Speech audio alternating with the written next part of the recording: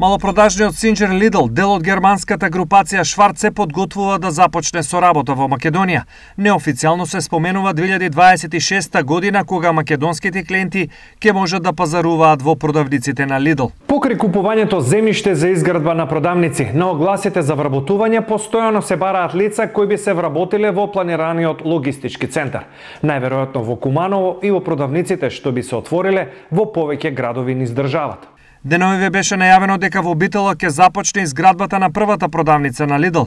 Според порталот bitolanews.mk, маркетот Lidl ќе биде лоциран кај кружниот тек Дујле, на местото на старата млекарница под еврејските гробишта. Во големиот план на Lidl на Македонија влегува и Штип, а негови представници неколку пати на разговор биле со градоначалникот Иван Јорданов. Има всредба со представници на Lidl и тие се заинтересирани за добри локации.